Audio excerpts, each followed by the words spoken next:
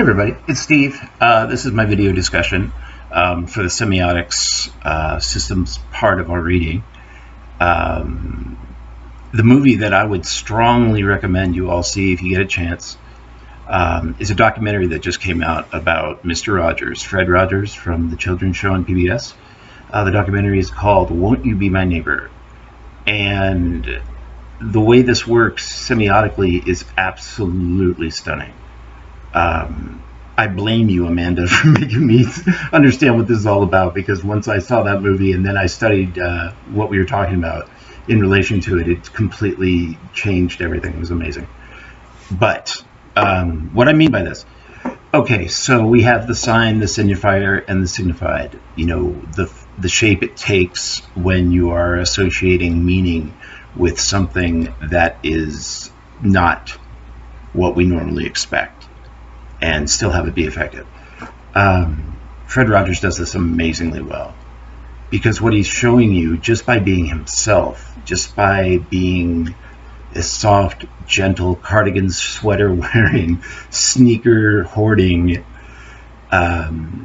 kids program host, he's showing you a totally different dimension of what masculinity can be and still stay straight and stay real.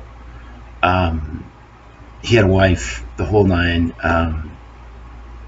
and it's beautiful, actually. It's really kind of cool, because when you want to think about something that really upsets the status quo quickly, getting murky about masculine imagery in America especially is a quick trigger for that.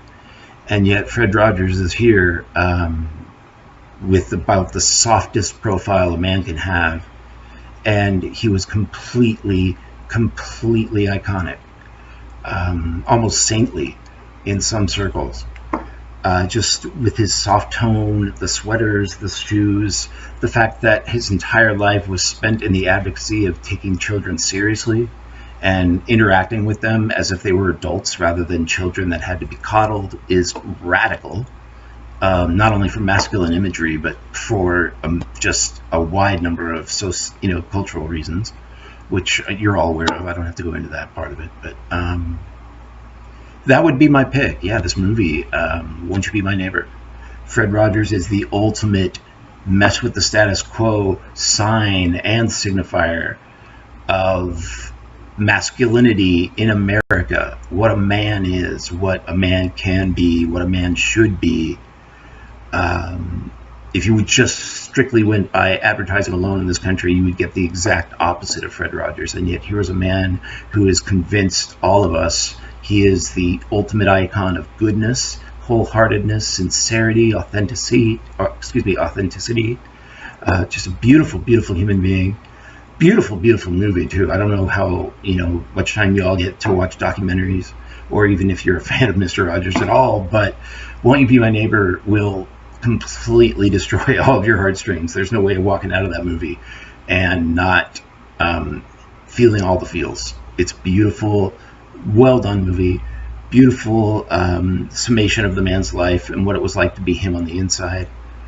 And definitely, seen semiotically, it is a masterpiece. The man just was a walking system, unapologetic, unguiled, anything. He just threw his whole life into this one project of making children whole and making children feel felt and making children feel alive. And in doing so, he created his own self-standing, self-motivating semiotic system that is proving to be very effective well beyond his death. But that's it for me. I'm not going to belabor the point. Go see this movie. You're going to be really happy you did. It's going to show you things. It's going to share things with you. It's a beautiful thing. And that's my sharing point for today's video discussion on semiotics. Mr. Rogers is the ultimate semiotic system. And you can debate with me in the comments. Later.